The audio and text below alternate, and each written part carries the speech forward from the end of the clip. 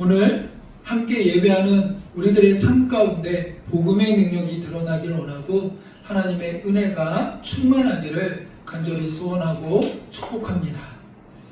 오늘 바울은 로마서 1장 16절을 통하여 이렇게 고백합니다. 내가 복음을 부끄러워하지 아니한다. 이 고백을 하거든요. 자, 바울은 복음을 부끄러워하지 아니한다. 이것이 어떻게 보면 우리가 바울에 대해서 잘 알기 때문에 너무나도 당연한 명제인 것 같고 당연한 고백인 것 같습니다. 그러면 여러분은 어떻습니까?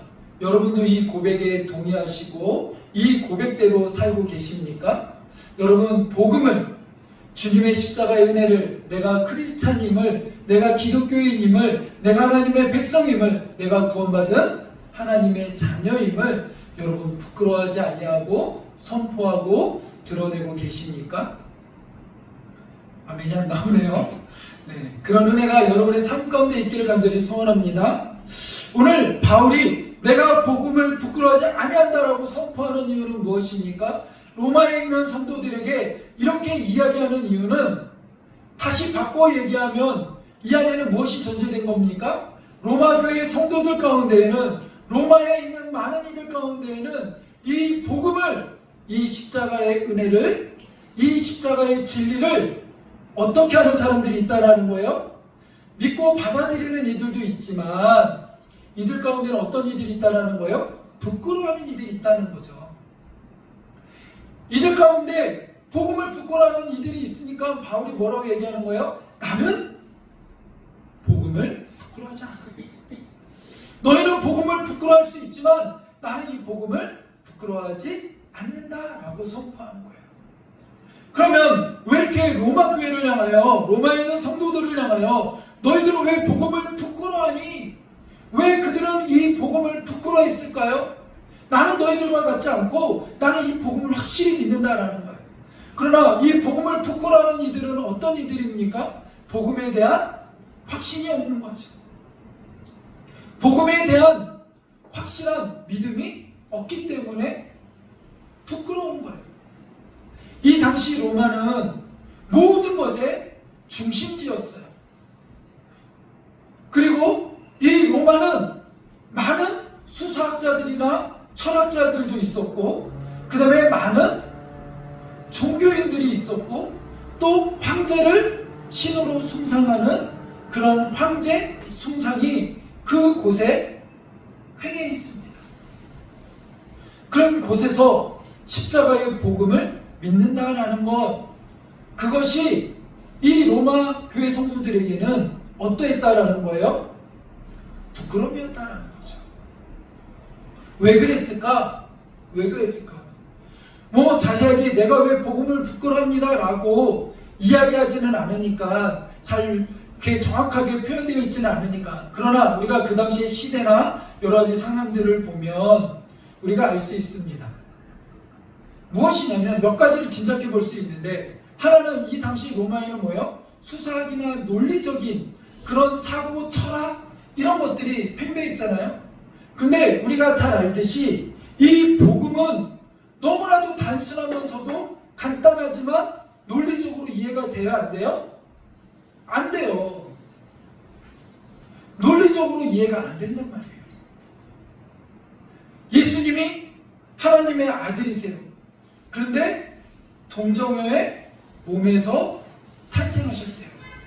여기서부터 벌써 우리 인간의 상식으로 이해가 됩니까? 안 됩니까? 처녀가 아이를 낳는데요. 인간의 상식으로는 이해하고 납득할 수 없어요. 벌써 그 시작이 그렇습니다. 그런데 그 예수님이 왜 이 땅에 오셔야 되는데요? 우리가 죄인이기 때문에. 그러니 이 복음을 듣는 이들이 얼마나 그 마음에 자존심이 상하겠어요? 내가 왜 죄인이야? 내가 왜, 헬라인들은 얼마나 자존심도 높고 또 다른 나라들을 다 정복하고 이런 거 아닙니까? 그런 로마인들에게 있어서는 얼마나 자부심이 있어요. 근데 너 죄인이야. 너 하나님 없이는 살 수 없어. 그러기에 우리에게는 하나님의 구원의 은혜가 필요해. 이거를 선포하는데 이걸 믿을 수 있어요, 없어요? 받아들일 수 있어요, 없어요? 이게 인정이 잘 안 되는 거예요. 논리적으로도 안 되고, 이게 자존심이나 여러 가지로도 내가 죄인임을 고백해야 되는데, 내가 연약한 존재임을 내 인생에 있어서 하나님이 필요함을 고백해야 되는데, 이게 안 되는 거죠. 그러니 복음을 듣는다라는 것, 이 십자가의 도를 믿는다라는 것, 결코 쉽지 않은 거죠. 그렇다고 해서 이 복음을 믿으면 뭐 권력이나 명예나 뭐 다른 것들이 생기느냐? 그런데 그렇지도 않아요. 이 복음을 믿고 이 복음을 믿는다라고 선포하면 그 순간 어떤 일이 생깁니까? 핍박이 오고 잡아가고 조롱당하고 그런 물리적인 어려움들이 다가오는 거죠. 물리적인 손해가 다가오는 거죠. 그러니 내가 이것을 믿는다라고 이야기할 수 없는 상황입니다. 그래서 이 당시에는 이 복음을 있는 그대로 이해할 수 없으니까, 믿을 수 없으니까 이 복음을 전하기 위해서 어떡합니까? 자꾸 이해하려고 설명을 하는 거예요. 그래서 이 당시 이단들이 어떤 이단들이 있었습니까? 여러 이단들이 있었는데 그 중에 하나가 뭐예요? 원래 예수라는 사람이 있었는데 그냥 하나님의 아들인 예수의 영이 그 사람 몸에 접신하듯이 들어온 거야. 뭐 이런. 그 다음에 우리의 육은 더럽고 추한 거야. 그냥 영만 구원받았으니까 이 육은 그냥 막 살아도 돼. 그냥 우리 영만, 그 영을 구원하신 그 우리의 영은 깨끗하고 우리 이 세상은 더럽고 추한 거야. 그러니까 이 세상은 그냥 이 불의와 많은 것들이 있어도 그냥 이해해도 돼. 그냥 그렇게 살아도 돼. 우리의 영만 구원받으면 돼. 오, 그래? 그럴싸하거든요. 그러니까 자꾸 이단들이 왜 생겨납니까?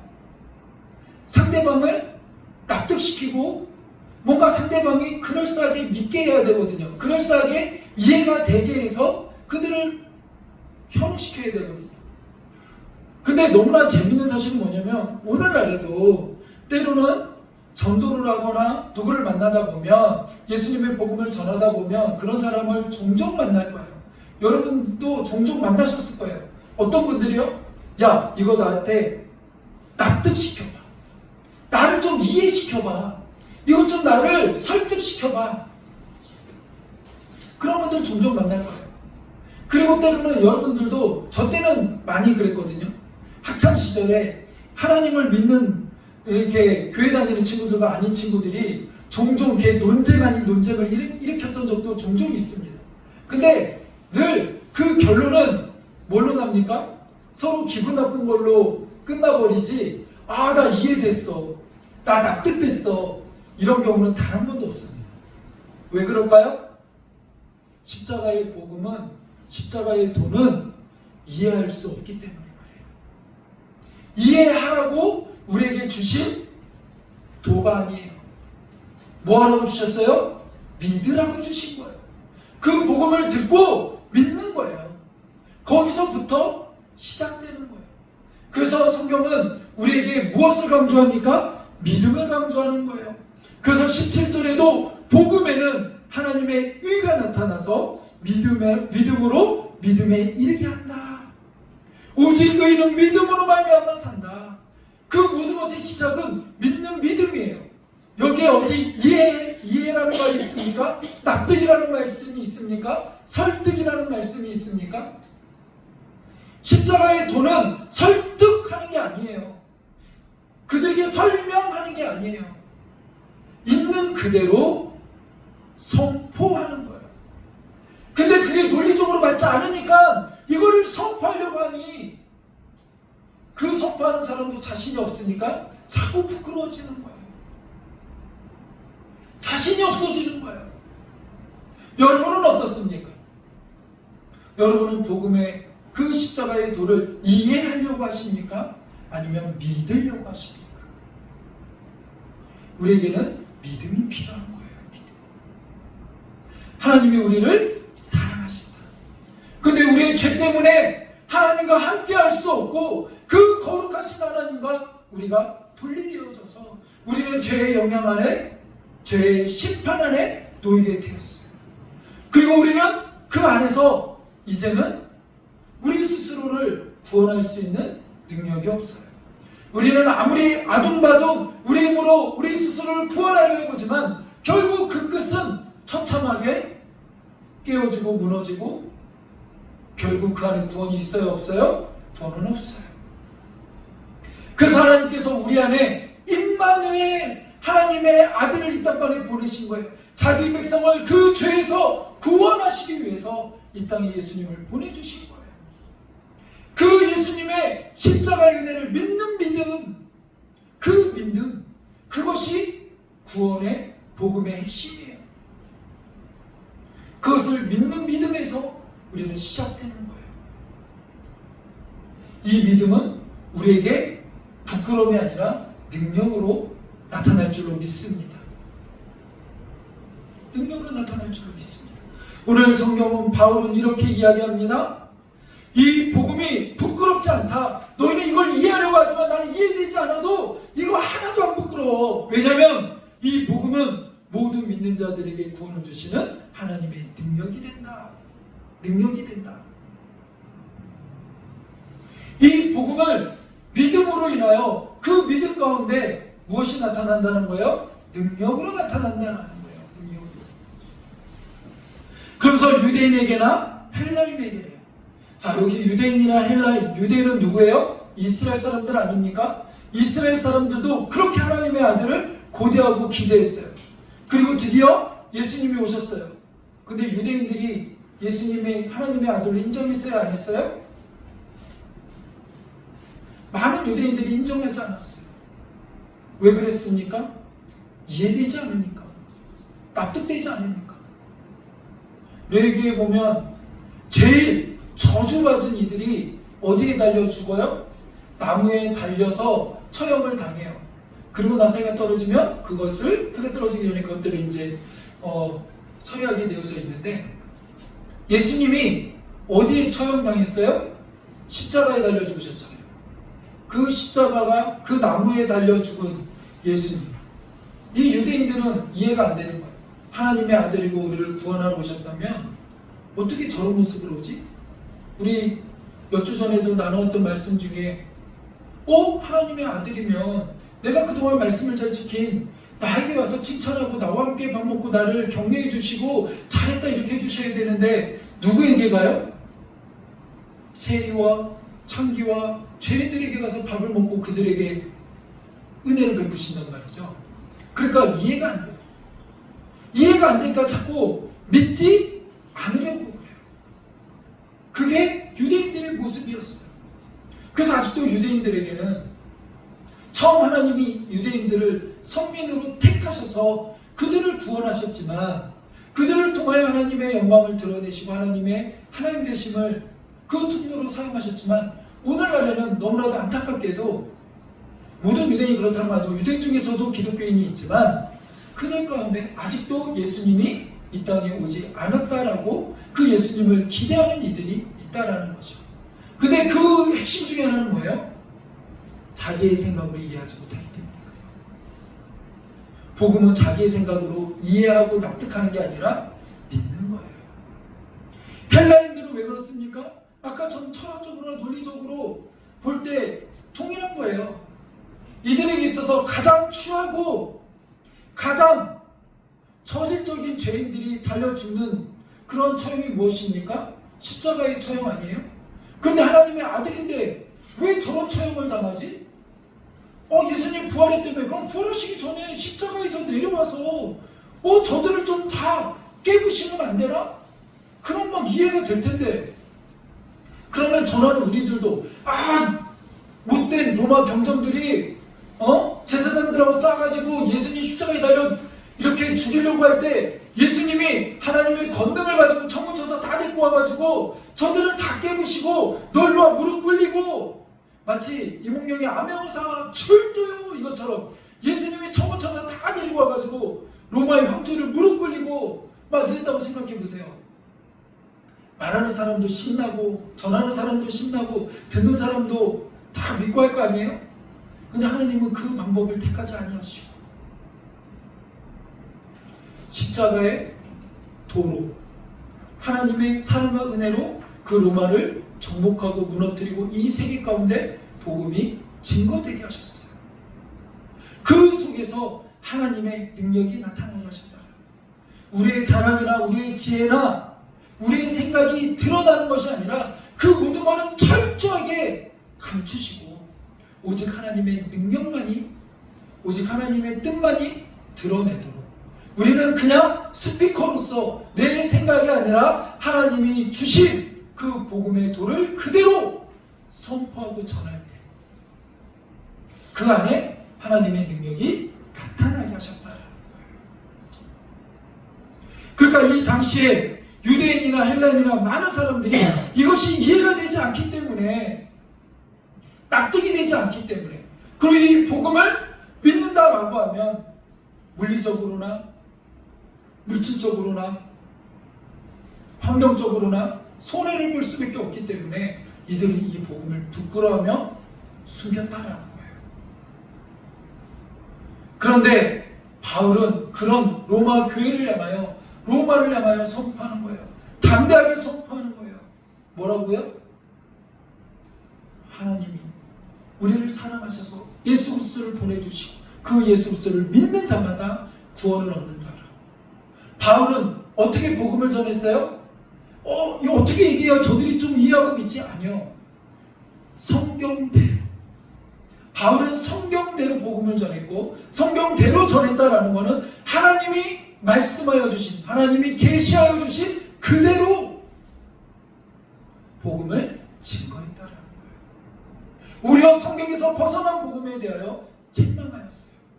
오늘 이것이 우리가 가져야 될 도전이고 마음이고 우리 안에 가져야 될 믿음인 줄 믿습니다.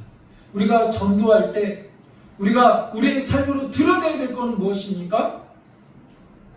저들에게 이해가 안 돼야 돼요. 이해가 안 돼야 돼요. 왜 저렇게 살지? 왜 저렇게 바보처럼 살지? 왜? 그때 우리는 성경대로 하나님이 기뻐하시는 삶은 이런 거야. 이렇게 섬기며 사는 거야. 어제 이렇게 누가 우리 사모하고 잠깐 이렇게 교제하며 이야기 나누는데 그런 얘기하는 거예요. 사모한테 왜 이렇게 맨날 남을 위하여만 사세요? 왜 이렇게 남을 위하여만 사세요? 왜 이렇게 바보처럼 맨날 그렇게 섬기며만 사세요? 그러지 마시고 좀 욕심 좀 내시고 그렇게 좀 사세요. 왜 그러세요? 왜 그럴까요? 왜 그럴까요?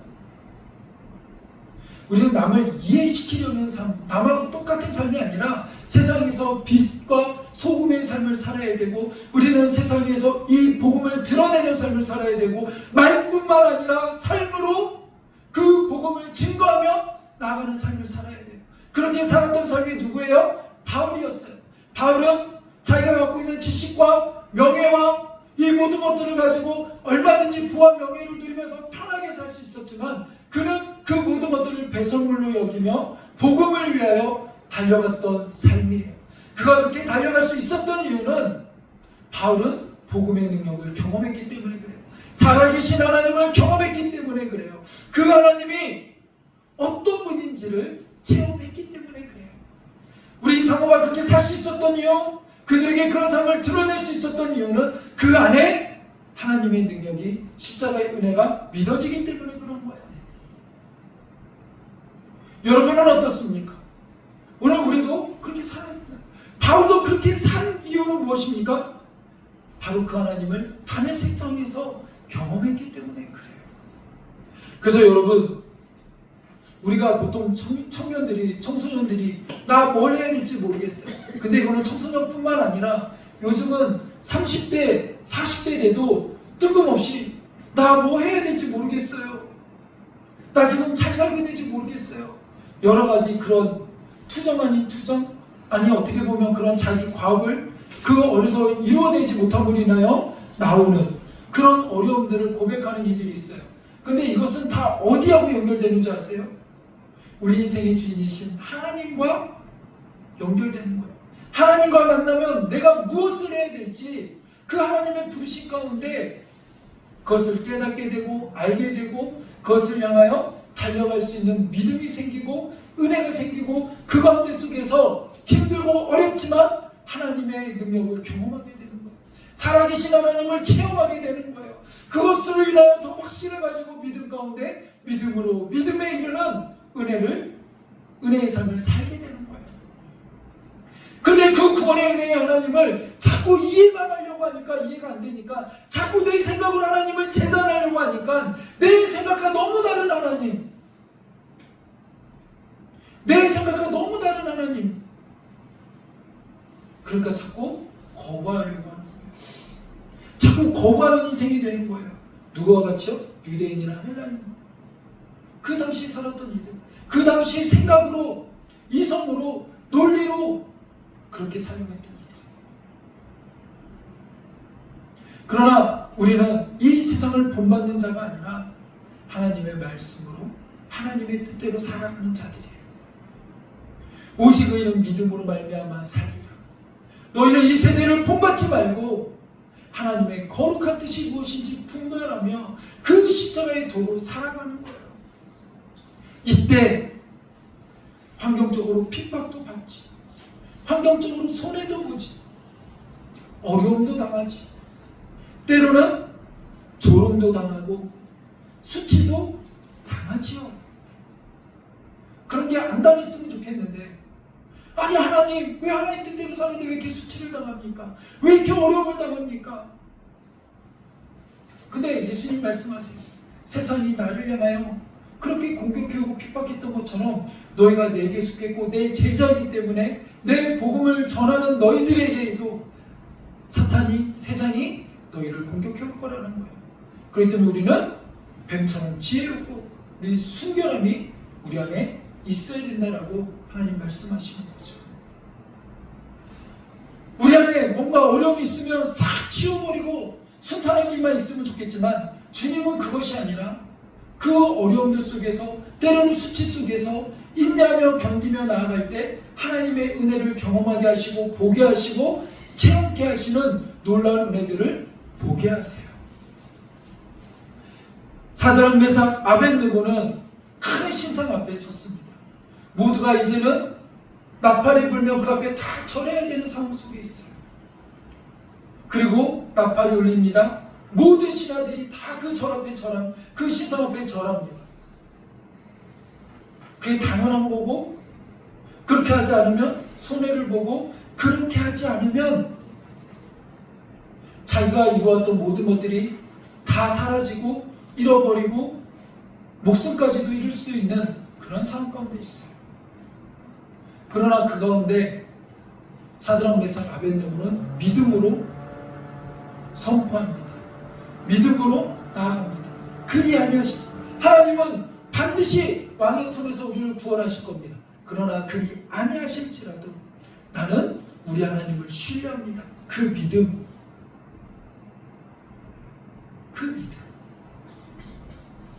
하나님 이런 어려움 없게 해주시면 좋겠지만 그 어려움들을 통하여 살아계신 하나님을 우리 주변에 증거하게 하시고 알게 하시고 그것들을 통하여 살아계신 하나님을 경험케 하세요.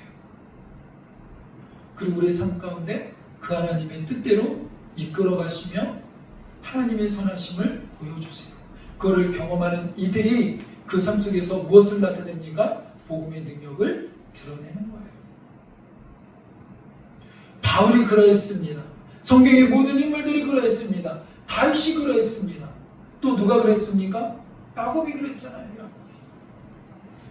그 인생 여정마다 하나님이 함께 동행하시며 어떻게 하나님이 때로는 갚아주시고 하나님이 위하시고 그 가운데 속에서 말도 안 되는 일들 속에서 하나님이 역사를 드러내시는지, 그 속에서 드러난 거는 야곱이 와 잘났다가 아니라 다윗이 와 멋지다가 아니라 그와 함께 했던 하나님, 전능하신 하나님. 오늘 바울을 통하여 바울의 삶 속에서 그 복음대로 살았을 때 그 복음이 어떻게 증거되어지고 역사가 일어나고 그것이 어떻게 죽어가는 영혼들을 살리는지 그것을 우리 가운데 보여준 거죠. 그리고 그 바울의 수고하는 신과 바울의 그 믿음의 삶이 오늘날 우리 한국 땅까지 복음이 증거되는 계기가 된 거 아닙니까? 그리고 우리가 그 구원의 은혜를 잇는 또 하나의 하나님의 큰 그림과 역사가 뜻 가운데 있는 거 아닙니까? 말이 너무 설교가 장황하게 펼쳐졌는데 다시 한번 이 말씀들을 정리하려고 합니다. 로마 시대의 초대교회에도 이 복음을 듣는 이들, 복음을 듣고 그것을 이해하려고 하고 그것을 그냥 논리적으로 설명하려는 이들이 있었습니다. 그런 이들은 다 이단으로 빠지고 하나님의 뜻보다는 인간의 논리들로만 그것들이 펼쳐갔습니다. 하나님은 그것을 단 한 번도 인정하신 적이 없어요. 그것을 뭐라고 그래요? 이단이라고 그래요. 그리고 이 복음이 이해되지 않고 또 이 복음을 믿는다는 것으로 어려움을 겪게 될 때 이들이 갖고 있는 마음의 태도가 뭐예요? 부끄러워. 복음을 부끄러워하고 나 하나님 믿어, 나 하나님 백성 아니야, 나 기독교인이야 라고 드러내지 못하는 그런 로마의 모습들. 근데 이것이 그냥 단순히 초대교회, 로마교회 성도들만의 모습이 아니라 오늘날 이 시대를 살아가는 우리들의 모습이기도 한 거죠. 우리는 믿음이 좋다라고 이야기하지만 나는 신앙이라고 얘기하지만 내 생각대로 하나님이 움직여지지 않을 때, 내 뜻대로 기도가 응답되지 않을 때, 내 뜻대로 내 생각대로 하나님이 납득되거나 이해되지 않을 때 우리는 하나님을 향하여 원망하며 불평하며 때로는 불신자와 별반 다르지 아니하는 단순히 비난이다 진리를 부르듯 그렇게 하나님을 이용하려는 이들과 별반 다르지 않은 모습을 갖고 있어요. 그런 모습이 우리 안에 없기를, 그런 모습이 우리 안에 이제는 사라지기를 간절히 소원합니다. 하나님은 우리의 왕이시고 하나님과 우리의 관계가 누가 엎드려야 돼요? 누가 순종해야 돼요? 하나님이 내 기도에 순종하셔야 됩니까? 아니죠. 우리가 하나님의 뜻에 순종해야 돼요. 우리가 하나님 앞에 인정하고 납득하고 우리가 어떻게 하나님 앞에 겸손히 무릎 꿇고 엎드려야 돼요. 우리는 그 상황의 관계, 창조주와 피조물의 관계, 아버지와 아들의 관계, 그것을 우리는 다시 한번 잘 생각하면서 우리의 삶이 하나님 앞에 겸손하게 무릎 꿇고 그 말씀이 내가 이해가 되던 이해가 되지 않던 그것이 하나님의 뜻이라면 말씀이라면 아멘으로 순종하며 그 하나님의 능력을 드러내는 삶을 살아가는 우리들이 되기를 간절히 소원하고 축복합니다. 내가 복음을 부끄러워하지 아니하느니 이 복음은 모두 믿는 자들에게 구원을 주신 하나님의 능력이 됩니다. 구원의 능력은 이해에서 오는 게 아니라 그것을 믿는 믿음에서, 들음에서 나고 그것은 하나님의 능력, 성령의 능력인 줄을 믿습니다. 그러기에 우리가 전도할 때도 어떻게 저 사람을 설득시킬까? 저 사람을 어떻게 납득시킬까가 아니라 그들을 위하여 기도하며 우리가 해야 될 일은 뭐예요? 성경대로 하나님의 뜻대로 그것을 전하는 것이고 믿고 안 믿고는 내 능력이 아니에요.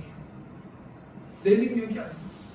하나님의 은혜와 긍휼과 사랑과 하나님의 그 구원의 은혜가 임해야 되는 거죠. 우리가 해야 될 일은 뭐예요? 성경대로 전하며 그 은혜가 임하도록, 그 은혜가 임하도록 우리는 기도해야 될 줄로 믿습니다. 그리고 우리는 우리의 삶에 하나님 앞에 조금 더 겸손해져야 될 필요가 있는 거죠. 우리 안에 하나님의 겸손하게 무릎 꿇고 오늘도 기도하며 하나님을 바라보며 하나님의 음성에 귀 기울이며 나아가는 우리들이 되기를 원합니다. 그것을 우리는 뭐라고 그래요? 믿음이라고 합니다. 오늘 그 믿음이 우리 안에 작동되기를, 드러나기를 간절히 소원합니다. 기도하겠습니다.